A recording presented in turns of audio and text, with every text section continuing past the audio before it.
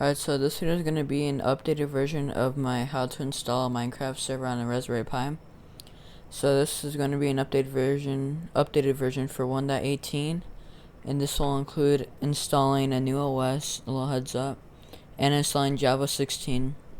So the first thing you're going to need a Raspberry Pi. I recommend the Raspberry Pi 4 because it has 8 gigs of RAM, or you could choose, but I would recommend like anything from 4 gigs and higher for a Minecraft server, so it'll run nice and smooth, and for plugins too.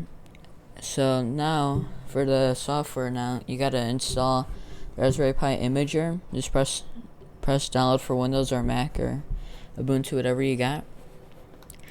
And the thing about Java 16, it's based off of a 64-bit operating system.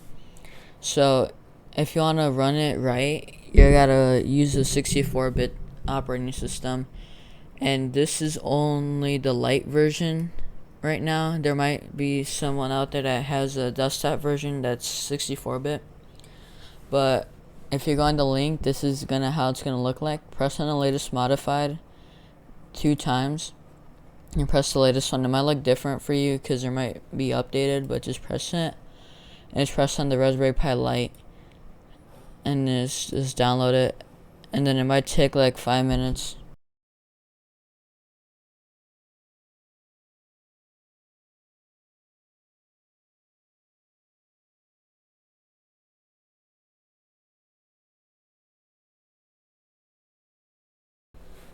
Alright, so once it is downloaded, you want to open up Raspberry Pi Imager.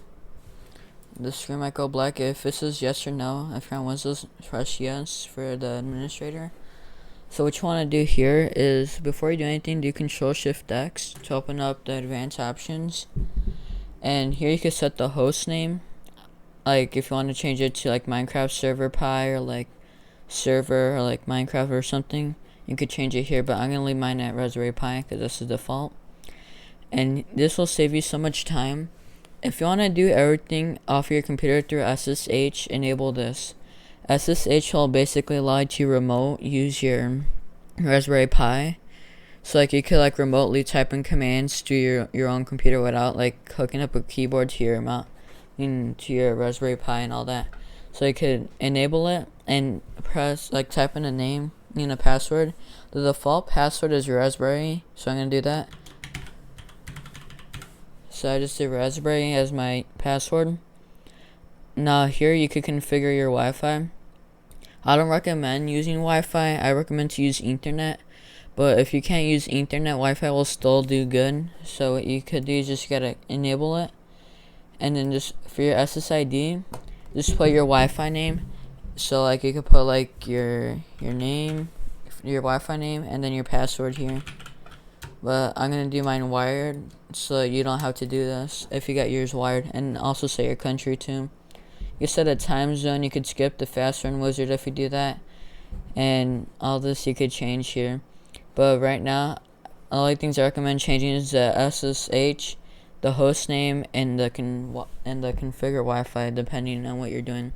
But I'm only gonna do the SSH. Press save, and do format. You might be fine just pressing a custom OS and putting the image, but I recommend doing a format just in case if there's more than one partition. I don't know. I've tried it. It worked fine, but just to make sure, just format it. Just press yes. This is saying that it'll erase everything, and you might get a couple notifications, but don't worry about that. And just press here. Press use custom. Don't press like any of these. Use the custom, and go on your downloads or wherever you download that zip, and you could just press it, and make sure you select the right one, and then press right, and then press yes. This will only take about 5 minutes.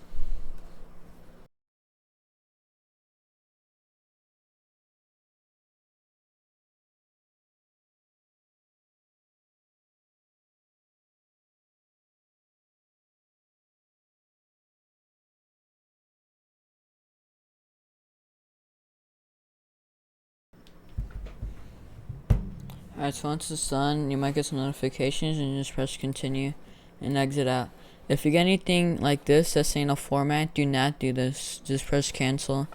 And now what you want to do, just put in your SD card and your Raspberry Pi. Alright, it might take like 5 minutes to get set up. If you get a monitor and you notice that your Raspberry Pi is like kind of stuck, you could just unplug it and replug it back in. But once it says Raspberry Pi login, and you should be good. Now the hardest part out of all this is probably going to be finding the IP. If you look at your logs, you might be able to find your IP, which I don't think I am able to see my IP off of here.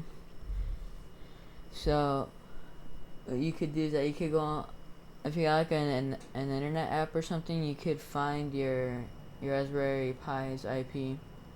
But once you find it, in order to SSH into it, you could go to CMD and you're gonna do SSH pi at, I'm gonna put in this IP because I think this is it. 168. Alright, now I'm gonna try it again. Okay, so when it says yes or no, press yes. And then for your password, put the password that you set up in the SSH when you did the advanced setup. And now I'm just gonna do clear. Alright, so once I did that clear, what you want to do, you want to update it. So you're going to do sudo apt update. Then it'll start downloading the latest update for your Raspberry Pi.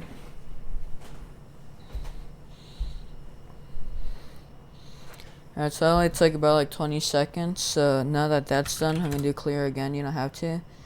Once you do that, I'm gonna do sudo apt full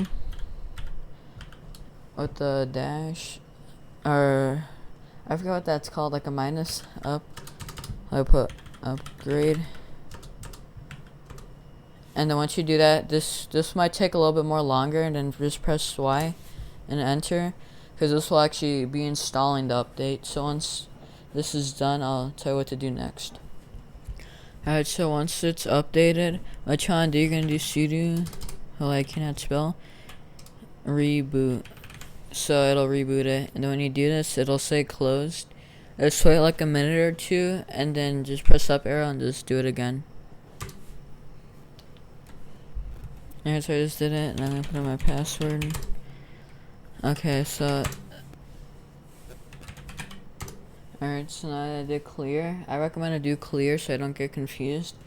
Okay, so now this might be the hard part, but I'll have all this stuff so I could copy and paste in the description. So I'm gonna put this command. Now after I do that, and the username, make sure that yours is kind of the same as mine, which it should be, or it might be a bit different, the dates and all that. Okay, so now that that's good, this is what we're going to do now, because it's going to be the real installation now. So we're going to install a zip, so we could zip and unzip stuff. So once that is done, it should be pretty quick. Alright, so now that's done. Now I'm going to paste in this link.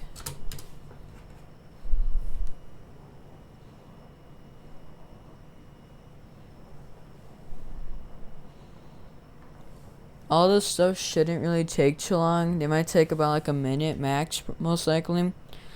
But this might be like the biggest part that we're installing right now. But basically what this is like a Java place where like it holds all the Java downloads in it in one place.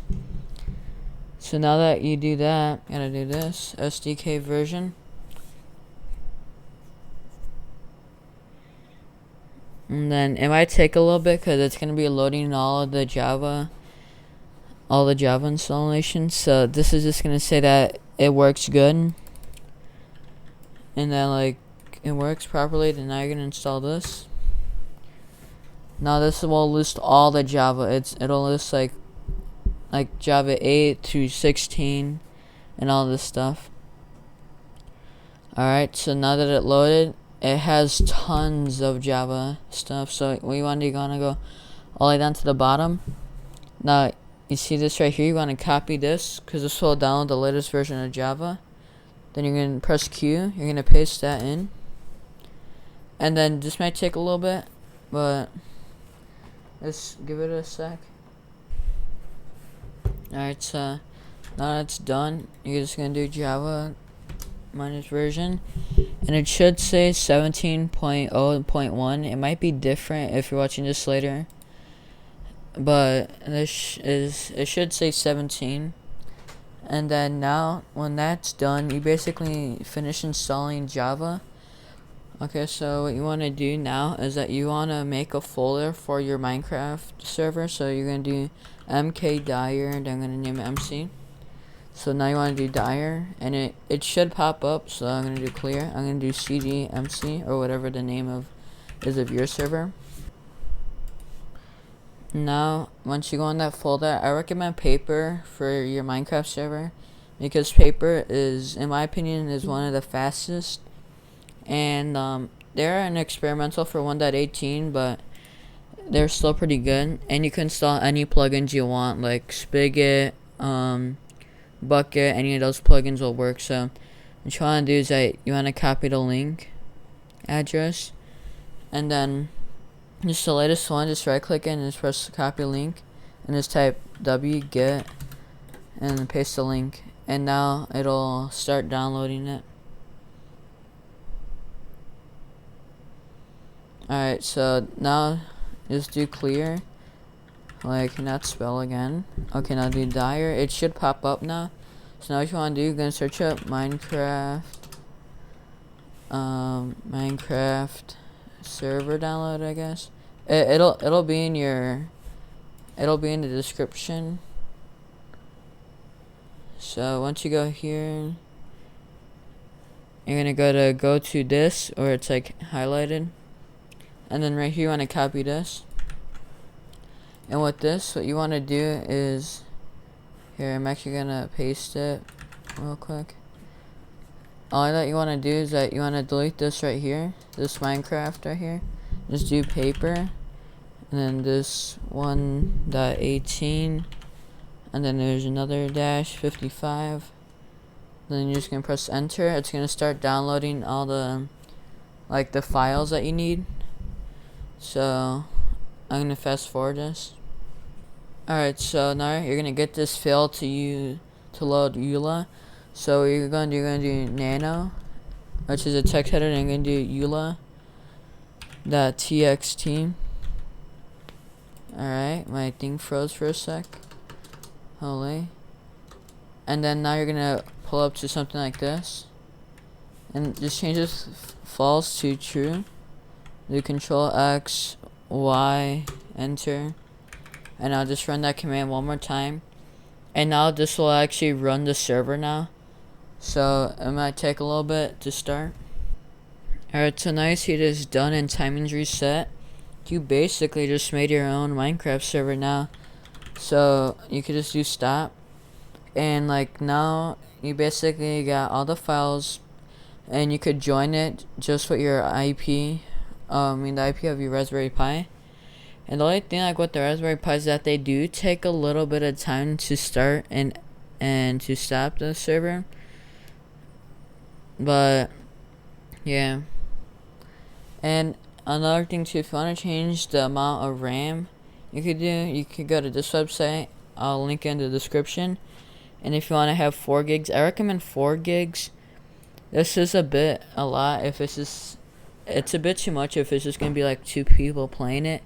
But you could do like 2 gigs, but I would recommend not doing 1 gig, because 1 gig would only be good for like 5 players.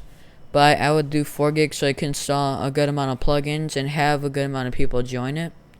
But anything below 4 gigs, anything above 2 gigs should be good. Alright, so once it's done, not gonna lie, if you got a slow SD card, it'll take a good amount of time. But if you run it one time, holy, why can't I spell? Once you run it one time, it should be good. It'll run a bit more faster when you start and end. But if you wanna, you could do dire, and now you got like all the files. You got your logs, your commands. To do your, if you wanna change your server.properties, you could do nano server properties. You could change your recon port, your command blocks, your survival, your MOTD, all this stuff here. You could change your spigot. You could change your debug. If you're running a bungee cord server, a Raspberry Pi would do really good, in my opinion, because I've done a lot of stuff like that. And yeah, there's all this stuff that you could do with, and for plugins, the plugins folder, you could do cd plugins, and now you're in the plugins folder. There's a bstats and all that, and then you could do wget, and then the link. You can install plugins from there now. But yeah, that's pretty cool. So you could do that. And that'll be the end of this video. So hopefully this helped you guys out. And I might do a video on how to port forward. I don't know. And if I do, I'll link it in the description. But hopefully this helped out.